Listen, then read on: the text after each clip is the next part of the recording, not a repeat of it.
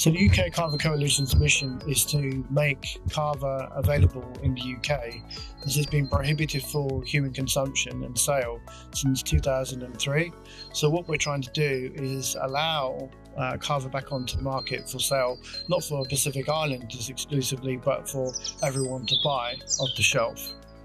So the UK Kava Coalition is advocating for the changes to the statutory instrument of 2003 so that kava can be allowed to be sold as a traditional food in the UK, so providing access to Pacific Island diaspora, but also the general public at large.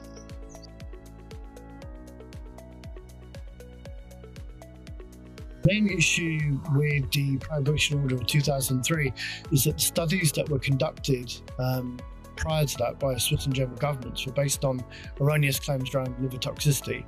These were predominantly built upon studies that were done with participants who had pre-existing liver conditions and also acetone and ethanol extracts, which are not reflective of what kava actually is compared to what we have, coming into the market now.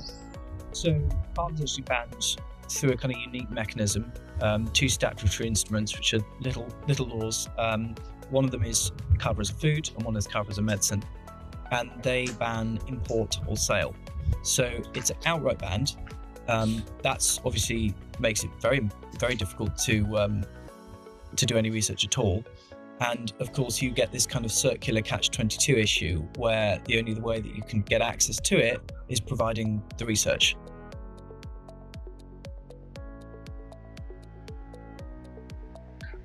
It's very important for policymakers to understand the cultural implication to this here, because to me, it's part of our identity. It's who we are, and to put it in layman terms, that is what kava is all about. Since we grew up, our forefathers, generations after generations, have consumed this and used it for cultural purpose. Cultural understanding and cultural integrations need to be understood well, so that we can continue using kava, not for daily consumption or misuse of it. It's part of our culture.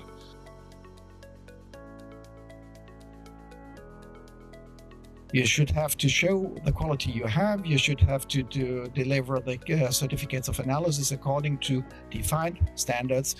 Then there is no question about kava safety, because that safety has been proven in toxicological studies.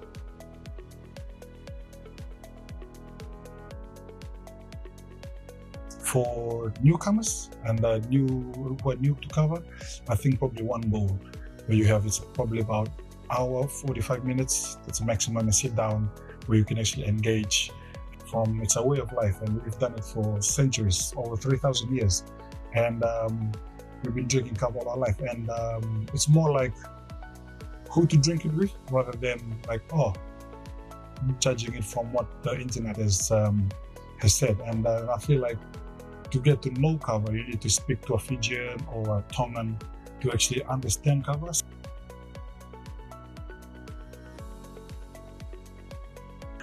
I think the fair policy, I think what we have experienced in Ireland is that different countries have different requirements, import requirements, import health standards.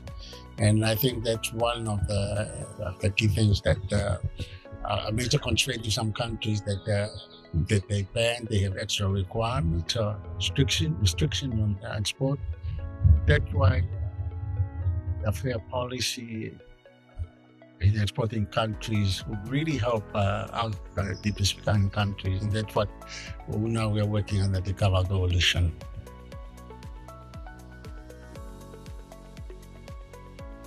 As kava has moved more into mainstream American culture, we've had kava bars open throughout the US.